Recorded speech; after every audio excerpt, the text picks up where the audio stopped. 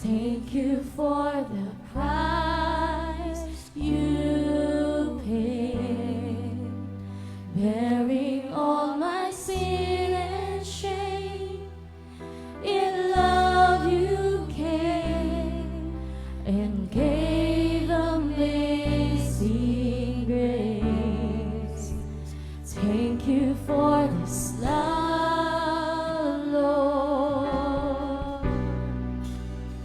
Thank you for the nail-pierced hands. Wash me in your cleansing flow. Now all I know, your forgiveness and embrace. Worthy is the Lamb seated on the throne. Crown you now with many crowns. You reign victorious,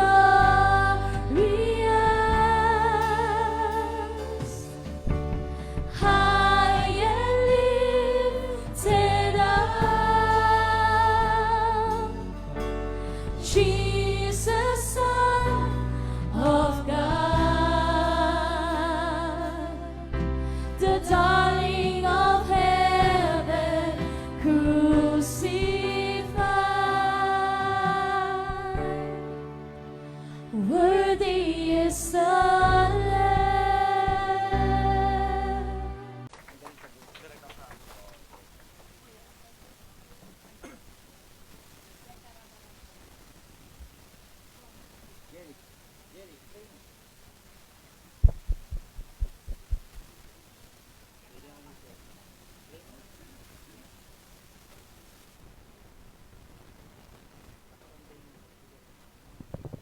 Amen. Purihin ng Panginoon. So, bagang ito. Tayo tuloy-tuloy sa gawain.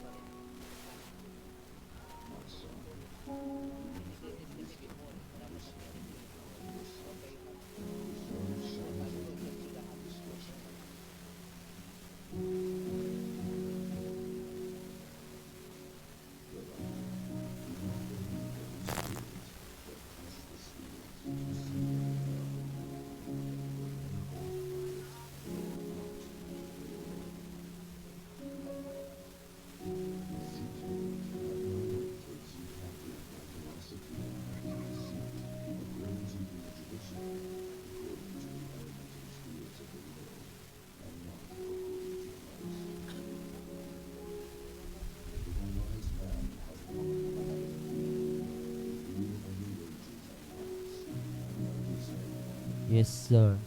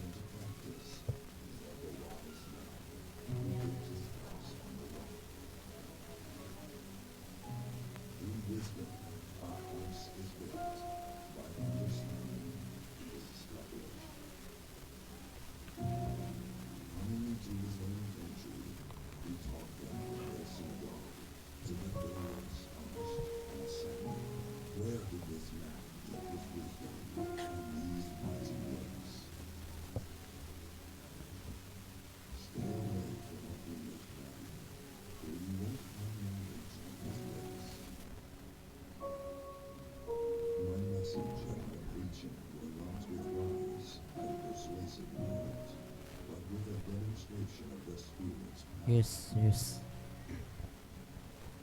plan. Philip ran up to the chariot and heard the man reading Isaiah the prophet. Do you understand what you are reading? Philip asked. How can I, he said, unless someone explains it to me. So he invited Philip to come up and sit with him. Jesus said to them, if God were your Father, you would love me, for I have come here from God. I have not come on my own, but he sent me. Why do you not understand what I am saying? It is because you are unable to accept my message. You belong to your father, the devil, Yes, Lord. and you want to carry out his desires. Yes, Lord. He was a murderer from the beginning, refusing to uphold the truth, because there is no truth in him. Yes, Lord. When he lies, he speaks his native language, because he is a liar and a father of lies. Amen. Amen. A scoffer seeks wisdom and doesn't find it, but knowledge comes easily to a discerning person. Blessed are those who find wisdom, those who gain understanding, for she is more profitable than silver, and yields better returns than gold. Amen. How wonderful to be wise, to analyze and interpret things. Wisdom lights up a person's face, softening its harshness. Your kingdom is an everlasting kingdom. Your dominion endures throughout all generations.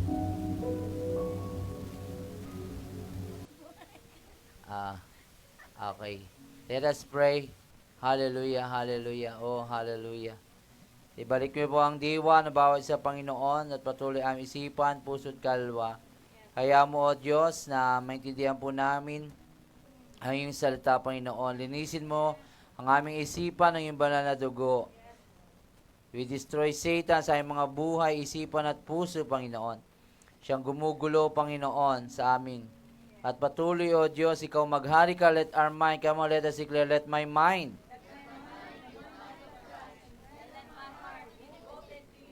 Loving you only, my Lord. One more time, let my mind. 3 times. Come on.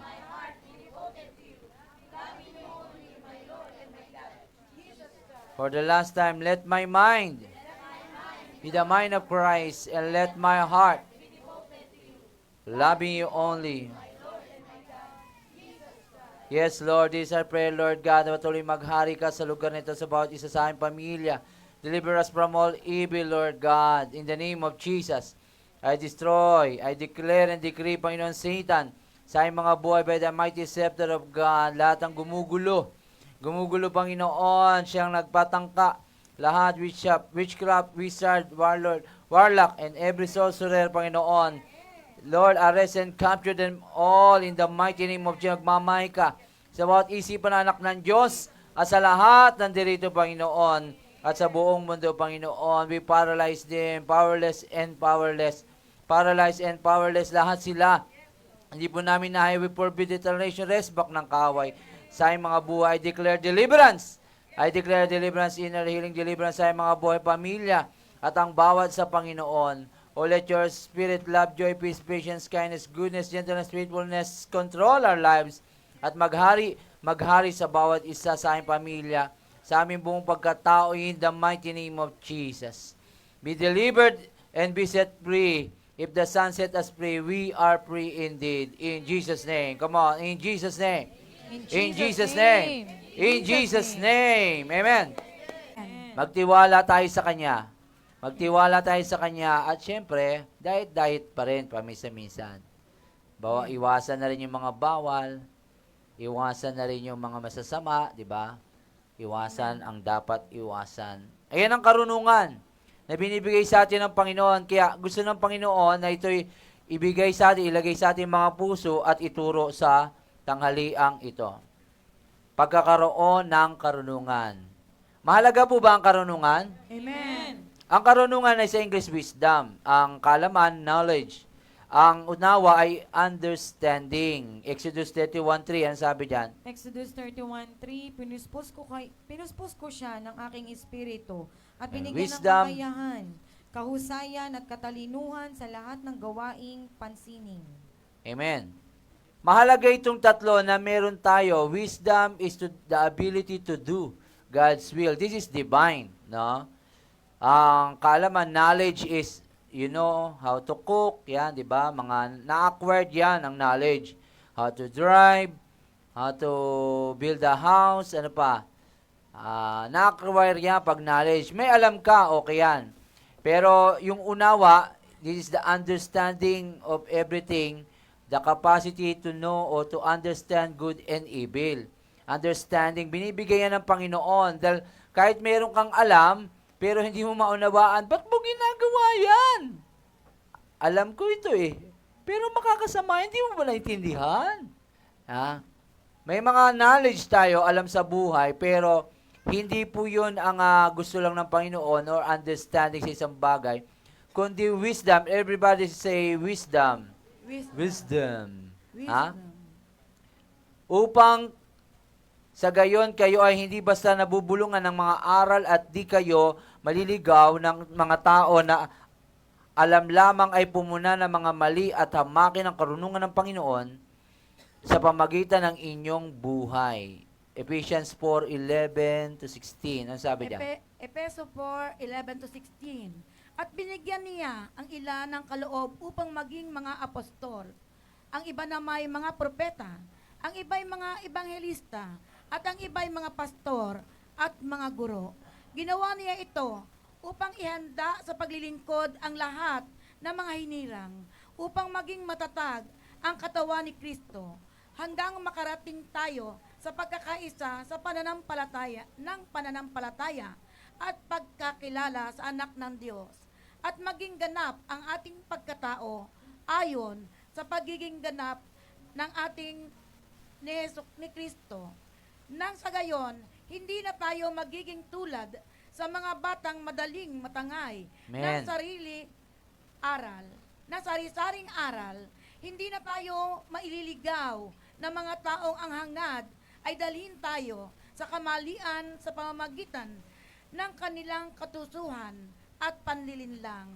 Sa halip, sa pamamagitan ng pagkasalita ng katotohanan sa diwa ng pag-ibig, tayo dapat maging lubos na katulad ni Kristo, na siyang ulo ng ating lahat.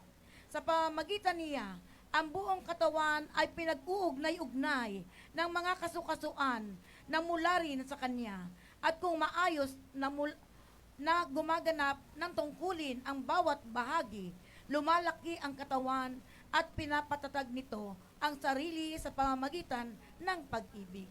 Amen. Naunawaan po natin, kaya po may mga pastor, apostle, para hindi tayo nagwe-wave ang ating mga panampalataya, mga aral. Dito may propeta, kanina nag-prophesy sa inyo. May pastor, may evangelist tayo, may apostle. At meron tayong teacher. Tinuturuan kayo sa church para hindi kayo nagwe-wave ang inyong faith, tos and pro. Para hindi kayo natuturuan, no? Ano yan? Kulto yan, di ba? Sasabihan tayo, kulto yan. Ha? Yes, we're called to preach, called to deliver, called to teach you, ha? Marami nagsasabi na kulto raw tayo kung kinakausap natin ang mga kaluluwa. No? Ba't si Jesus Christ, kinausap si Moses and Elijah, may katawan ba yun? 500 years ng patayon. Ha? Si Elijah, si Juan ay si Elijah kung ayon sa gusto. Si John ay si Elijah. Oh. Amen. Darating daw, sabi sa Malakay, darating si Elijah. Ayun, pumasok nga kay saan yun John. Diyan. Diba? Paano mo ipapaliwanag yun? Kung walang dualism o... Hindi po necromancy yun. Ang necromancy is talking to the dead or hindi talking to the dead, consulting. Nagko-consult ka sa mga patay. Pinagbawal ito dahil nangyayari at delikado.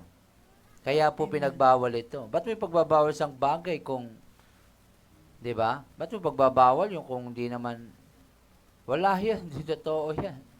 Eh, ba't pinagbawal sa Bible? Kasi nga, delikado siya. At ito'y nangyayari.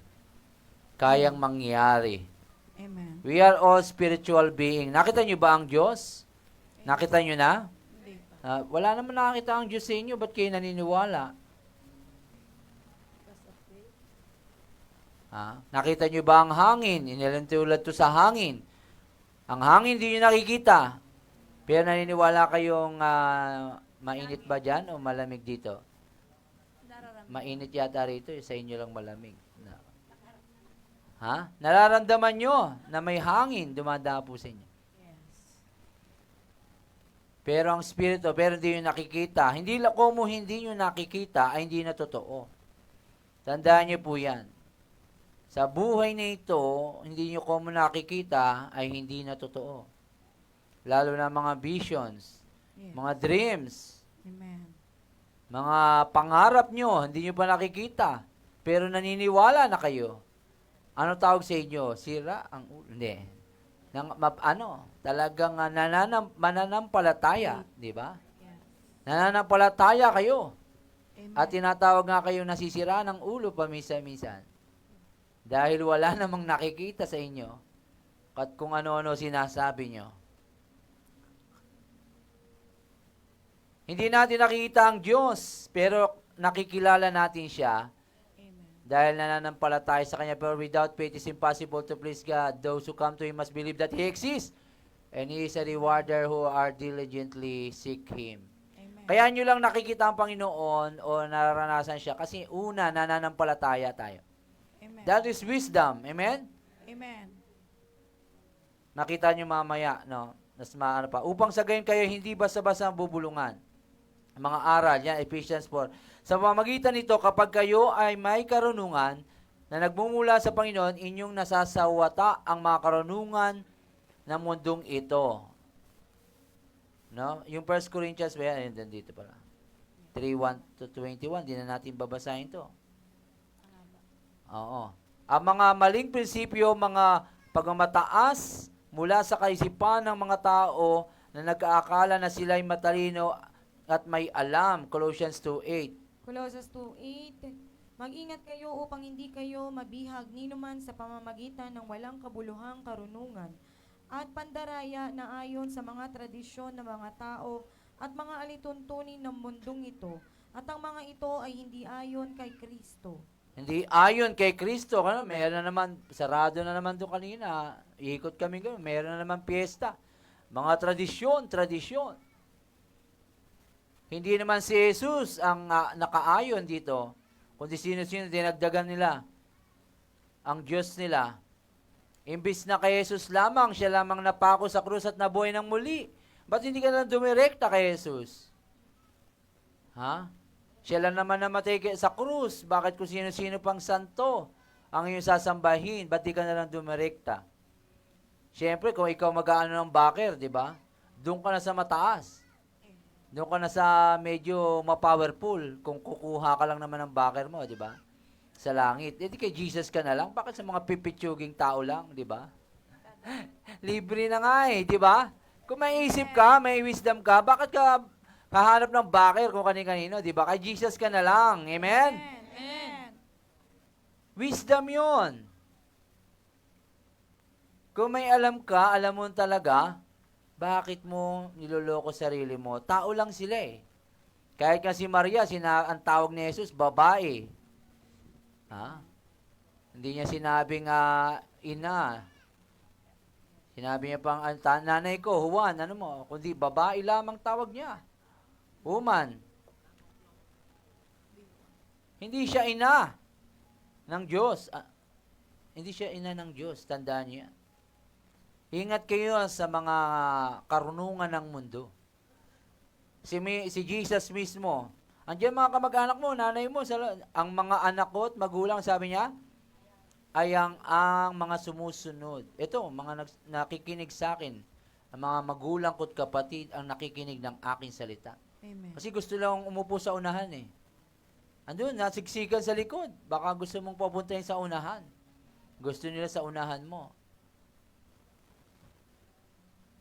Anong sagot ni Jesus? Kung sinagot niya yon, ako, sinamba nyo na si Maria. Sigurado ako sa inyo. At ang mga kapatid niya, gaginawa niyong mga santo. Anong sagot nila? Buti lang, sinagot ni Jesus, ang mga magulang ko at kapatid ay ang mga nakikinig na. Maalam talaga ang Diyos, ano? Simple lang yon, pero may wisdom doon. Amen? Amen. Maraming wisdom sa Bible.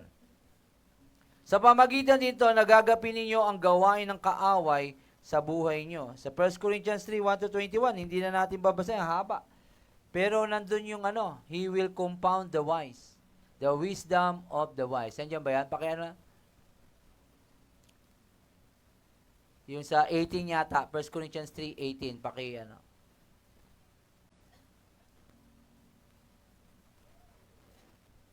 Let them become fool that he may become wise. Because 19, sabi niya, 19, next. The wisdom of this world is folly with God. Hindi, ano sa Tagalog folly nito? Lalim naman yung folly mo. It is written, he catches the wise in their craftiness. Yan. Ay kamangmangan. Ang karunungan sa mundong ito, tandaan nyo yan, ay kamangmangan sa Diyos. Hello?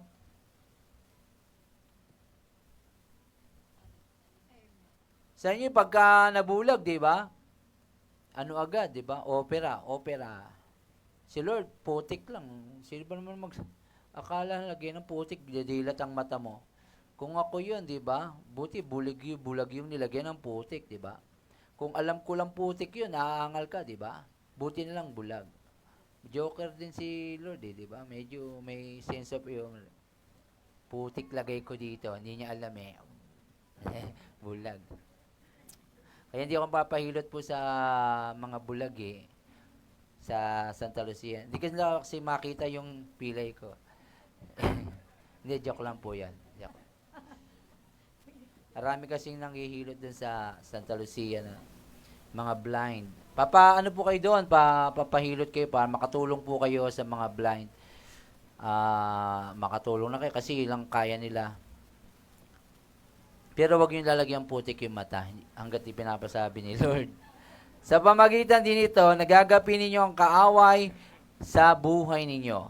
Mahalaga ang pagkakaroon ng karunungan sa buhay ninyo sapagkat kung wala kayong karunungan ay magiging mali ang inyong mga ginagawa, ang inyong mga planuhin, ay di magiging tama.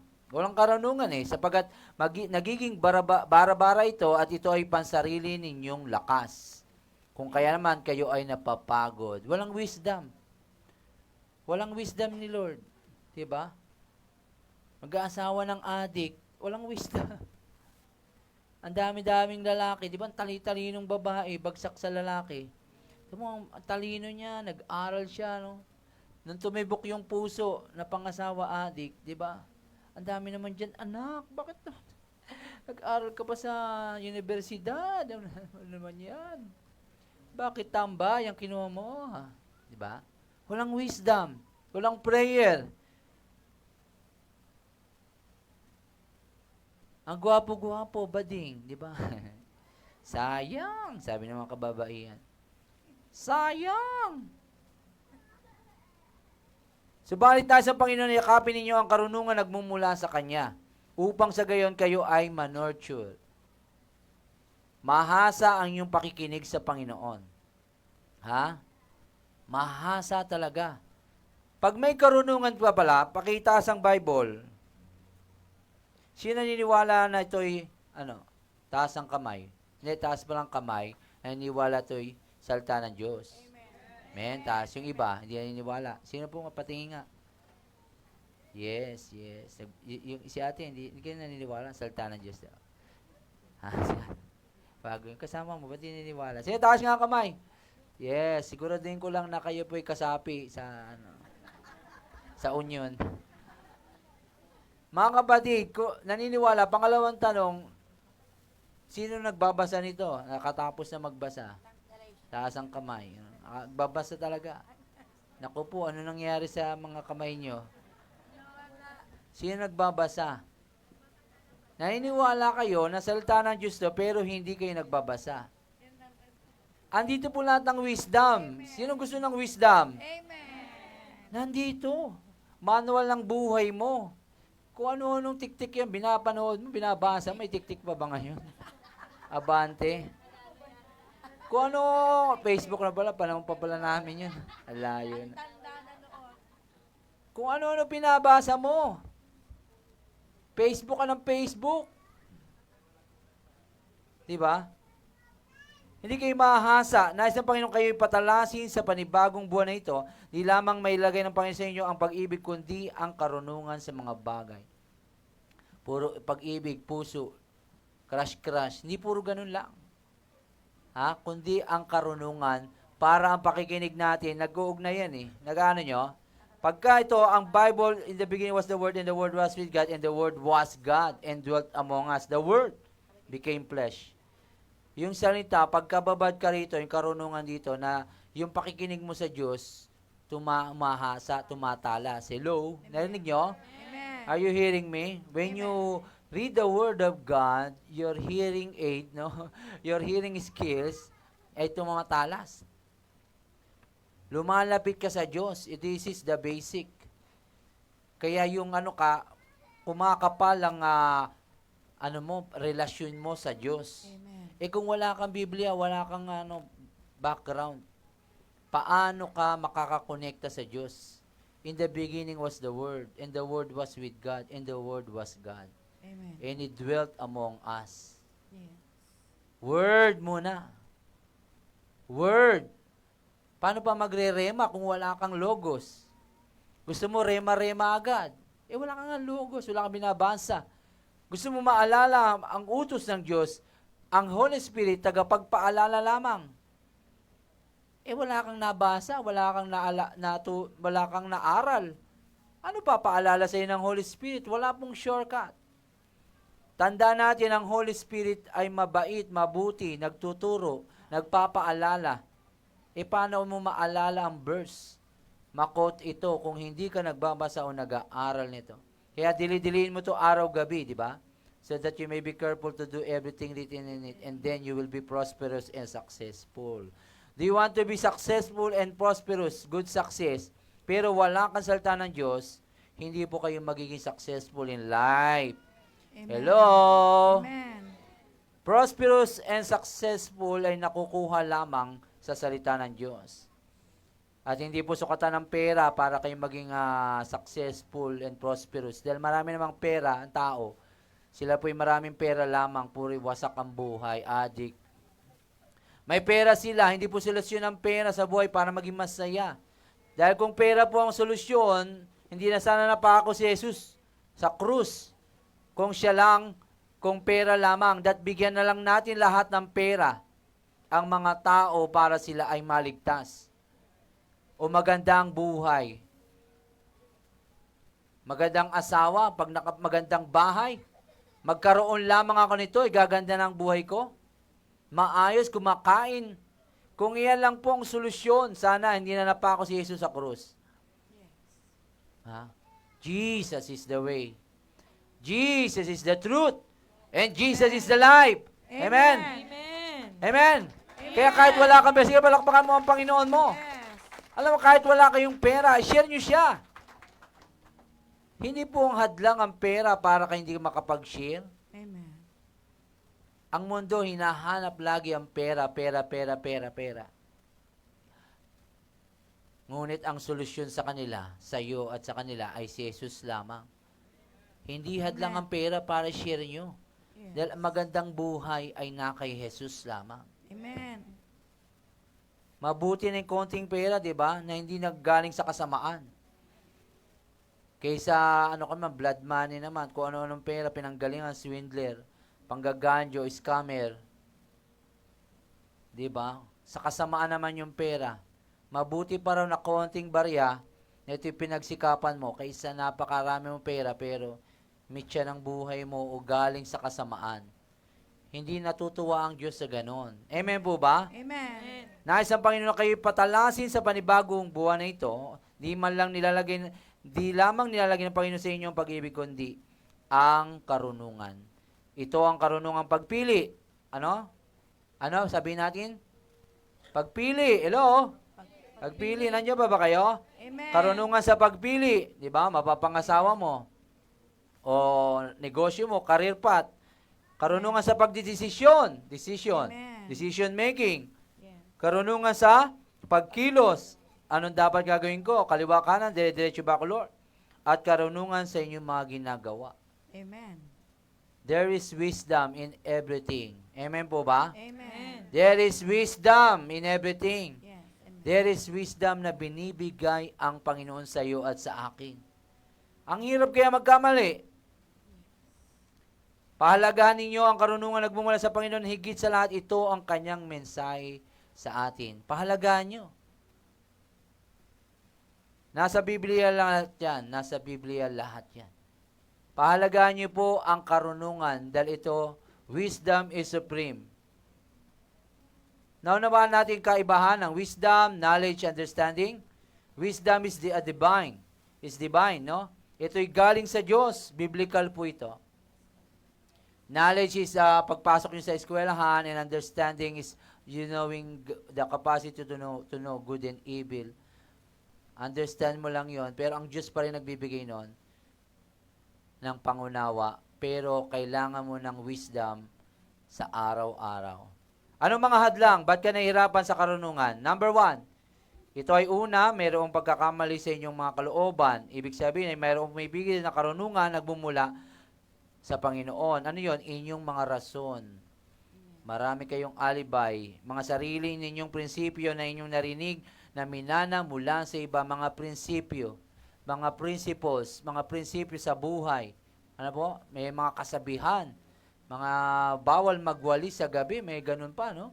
Ang dumi tuloy ng bahay nyo. Dahil lahat ng gabi, hindi na nagliwalis. Igabi ka lang may oras. Ano pa? Mga prinsipyo sa buhay. Bawal ito, wag maliligo pag mahal na araw. Ang baho niyo naman humarap kay Jesus, di ba? Patay ang Diyos, may ganun-ganun pa. Huwag kang maliligo pag Sabado. Mga prinsipyo ng mundo na walang kinalaman sa buhay mo. Ay nako, ano pa mga ano nyo? Mga prinsipyo na tinuturo sa inyo ng mga magulang nyo. Patawarin kayo ng Diyos. Anong tinuturo mga pinapasa nyo sa inyong mga anak hanggang ngayon, ng mga magulang nyo, na walang kinalaman sa Diyos? Marami po yan. Ayan po ang humahadlang. Hello? Alam nyo ba yon? Amen. Marami kayong nalalaman, dapat sa inyo iligpit na. Marami kayong nalalaman na walang kinalaman ng Diyos. Kaya tuloy nahahadlang. Hadlang po yan. Alam nyo ba yan? Amen. Hadlang yan. Hindi ka natuloy makakilos. Bawal maglabas ang pera ng Monday. Pero tanggap siya ng tanggap ng Monday. May ganyan pa eh. Daya mo. You're selfish, ha? May ganyan eh sa opisina namin. Pero tumatanggap ng Monday. No? Ayaw magbigay ng komisyon ng Monday. Pero tumatanggap siya. No? It's unfair. Yung nangangailangan ng Monday, hindi mabigyan. Commission-based na nga lang. Maraming prinsipyo ang mundo. At nasakop na kayo, kala nyo, hinihintay nyo pa ang gera ng China. Nasakop na kayo. Tingnan nyo mga gamit nyo. Made in China. Kala nyo, gegerahin pa kayo ng China. Hindi na po kayo gegerahin. Tingnan nyo iba sa inyo, singkit na. Kakapuyat. Ha? Anong mga hadlang? Nalahian na po kayo ng mga Chinese, kala nyo. Hindi na po kayo kailangan sakupin. Dahil nakiki-Chinese New Year na kayo. Kung ipachoy. Salamat sa mga tikoy na nagbigay. Ha? Kala nyo ba? Marami tayong mga nakuha sa mga Chinese people na kala natin ay makakasama o may ba, nakakabuti o ano. Ngunit pag wala si Jesus doon, walang wisdom ni Jesus doon, I'm sorry to say, hindi po sa Lord yun. Amen. That is ungodly. Ano yon? May rason. Pangalawa, pinipilit ang inyong sariling emosyon at sariling damdamin. Wala nasaktan ako. Itong nararamdaman ko, itong gagawin ko. Ayaw tanggapin ang kahinaan. Ito'y pagkakaroon ng pagmamataas pag ayaw nyong tanggapin ang inyong kahinaan. Bagamat nakakapamuhay kayo sa mundong ito, subalit ang inyong buhay ay mali-mali. Ay mali-mali. Ay pamali-mali. Why? Yung emosyon. Ano yung mga emosyon na yan? Takot, galit, poot, sama ng loob, jealousy. Yung mga emosyon na yan. Pag-aalala. Ano pa mga emosyon na yan? The 5 senses ba yan? Naririnig nyo lang, hindi nyo ang nakikita nyo lang, or yan lang ang nyo, nadadala kayo, hindi ng salita ng Diyos. Hindi salita ng Diyos ang kayo nakatingin, o hindi kayo nakapokus sa pangako ng Diyos, dun sa kayo sa nararamdaman nyo. Kaya natatakot na kayo. Natatakot na kayong gawin ito, o wala na kayong hiya gawin ito, gawa kayo ng gawa, hindi nyo na ginasang-alang-alang ang salita ng Diyos. Vice versa yan. Ginagawa nyo na ginagawa, puro emosyon, nasaktan ako. Ayaw mo na maglingkod sa Lord dahil nasaktan ka. Ayaw mo na magpatuloy dahil nasaktan ka. Puro emosyon, damdamin. Pinipilit nyo lagi ang emosyon. Kaya delikado po na mabuhay sa emosyon. Madaya po ang flesh. Madaya po. Pag mainit, diba, naiirita ka. Pag malamig, okay sa'yo. Depende sa klima. Kaya huwag kayong dumepende sa emosyon. Stick on to the Word of God. Amen? Amen. Amen? Focus kayo sa Word. Anong promise niya sa'yo? Kaya mahalaga po ang wisdom like Solomon. Nasa Bible lahat pa yan. Ang inyong paglapit sa Panginoon, bawat isa ay mahalaga. Ito, ang inyong paglapit sa Panginoon. Pangatlo to, ng hadlang. Bawat sa mahalaga na kayo ay suko sa Panginoon. Ang paglapit nyo ay hindi suko. Upang sa gayon, kayo ay mailid ng Panginoon sa kanyang mga kalooban. Ang paglapit nyo po, half-hearted, hindi suko.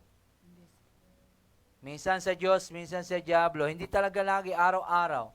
Minsan sarili nyo susunod nyo. Kaya hindi yung, ayan ang mga hadlang. Ano yung hadlang?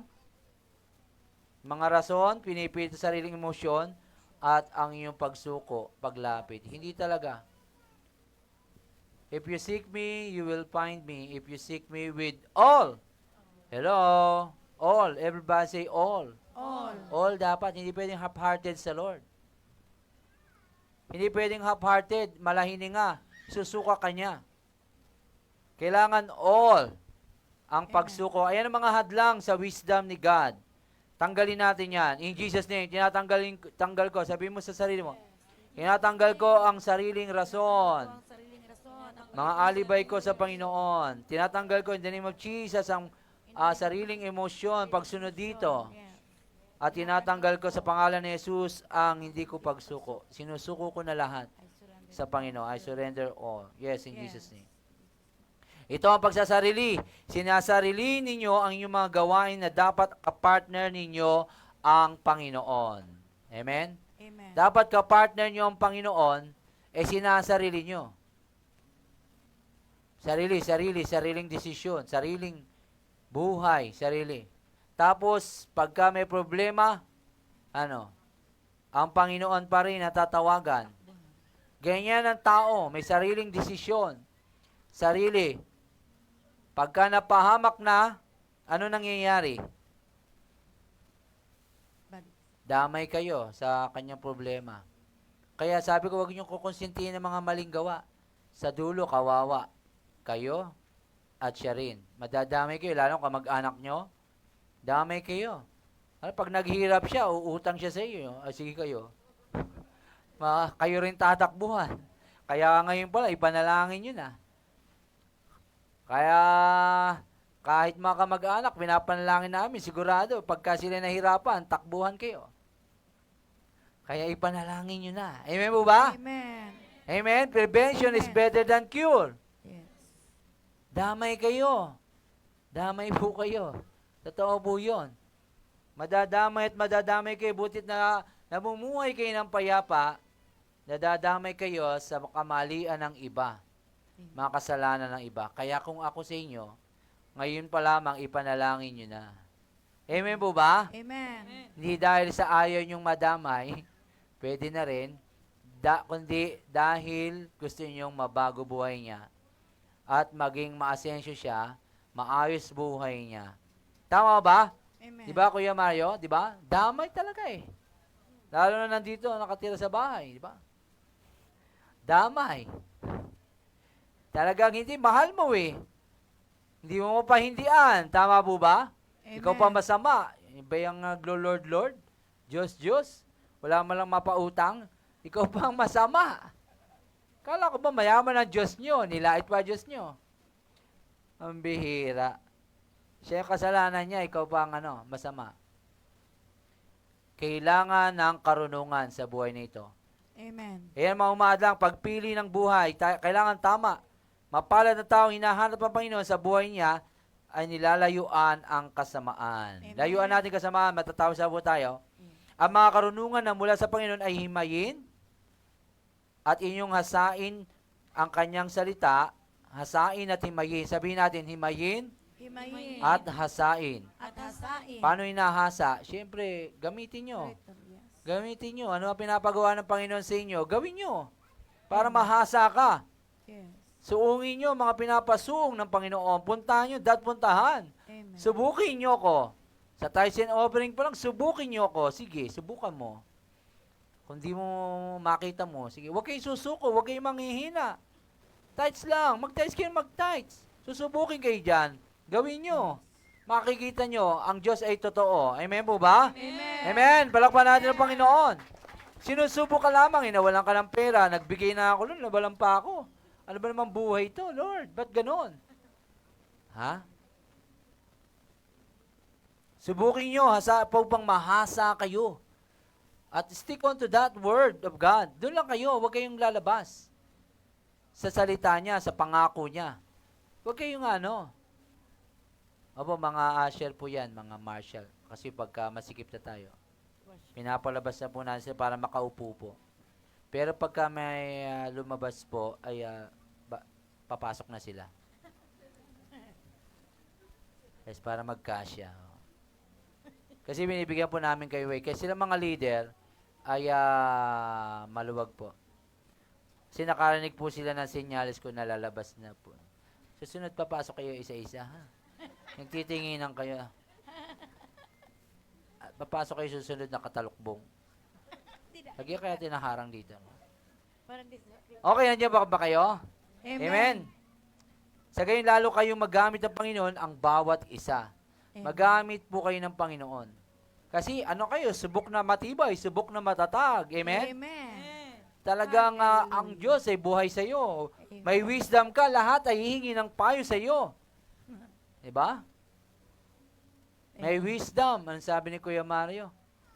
Dapat ganito. Huwag mong nag-away sila ni Mrs. Etong wisdom dyan. Ano yun? Nakalimutan kay wisdom na sinabi mo kay Teresita. Ganyan. Dapat hindi mo nakalimutan ko, Lord. Ano ba yan? Sabi mo na isang araw. May wisdom. Diba? Amen. Huwag mong kukonsintin yung mali. May tuturo ka dapat. If you think wisdom is wala lang, try ignorance. Sige, mukha kayong ignorante. Sige, huwag kayong mag-aral, huwag kayong walang ka-wisdom. Nakita niyo, naglalakad na sang hubad-hubad sa kalye. Ganun mga ignorant.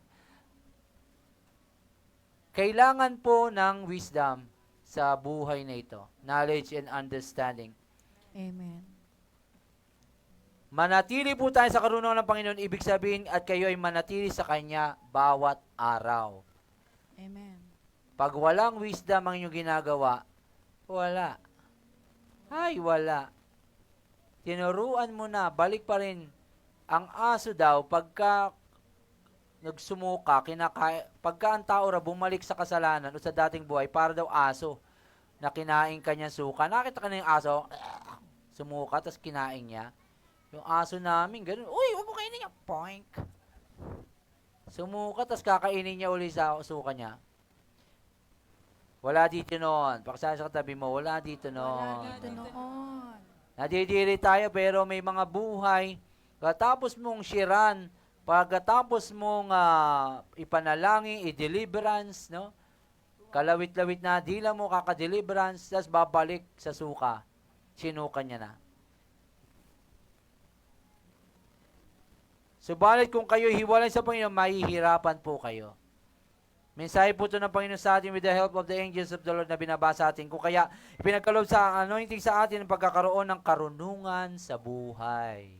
Amen. Nandito po, church, nandito po ang inyong mga leaders, sa pastors, to help you, to guide you in your life sa Lord. Nandito po kami para turuan ang wisdom from the Lord. Kami na nag-aaral, nagbabasa ng salita ng Diyos upang bahagi sa inyo, the deliverance, upang ang wisdom of heaven, no, direkta tayo sa langit. Ang wisdom, panoorin niyo po ang YouTube natin, page, YouTube channel, nandiyan po lahat ang wisdom na binababa. Ang message po natin directly from heaven, message ng Lord with the help of the angels of the Lord. Kaya i-treasure niyo po ito, mahalaga po, the fresh manna from heaven. Manood po kayo, makinig ng mga wisdom na ito. At ito'y mahalaga at ito'y magbibigay ng buhay sa bawat isa. Amen? Amen. Mag-like and share po kayo ng ating YouTube channel at magpanalanginan po tayo sa tanghaling ito, bawat isa na magamit nila ang karunungan mula sa Diyos at ito ay pairali ng bawat isa upang ang antas ng inyong pamuhay ay tumaas. Gusto niyo tumaas ang antas ng pamuhay nyo? Amen. Hindi kayo talunan, laging talunan? Laging talunan o lagi kayong gapi sa buhay, ganun ba? Sawi? No, yun na lang ba gusto nyo lagi? Sawi? Talunan? Ha? Pairali ng bawat isa upang antas ng buhay. Paano? Ito, last. Paano ba maging epektibo ang karunungan sa pamumuhay ng tao? Epektibo ang karunungan sa pamumuhay ng tao. Ito, naging epektibo ito kapag ito'y ginagamit, nilalakaran, sapagkat kung kayo ay may kaalaman sa mga bagay-bagay na tama at mali, subalit ito hindi nyo nagagawa at patuloy kayong sumusuway, dito kayo patuloy na nagkakasala. James 1:20-25. James 1:22-25. Mamuhay kayo ayon sa salita ng Diyos. Kung ito'y ipinapakinggan lamang ninyo, ngunit hindi sinasagawa, dinadaya ninyo ang inyong sarili. Sapagkat ang nakikinig ng salita, ngunit hindi sumusunod dito, ay katulad ng isang taong tumitingin sa salamin, at pagkatapos makita ang sarili, ay umaalis at kinakalimutan ang kanyang anyo.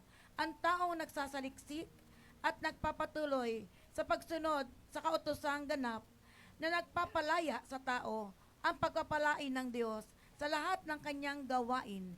Siya ang taong gumagawa at hindi siya katulad na nakikinig lamang Hanggang 25 at pagkatapos ay nakakalimutan. Yes, hanggang 25. Apa.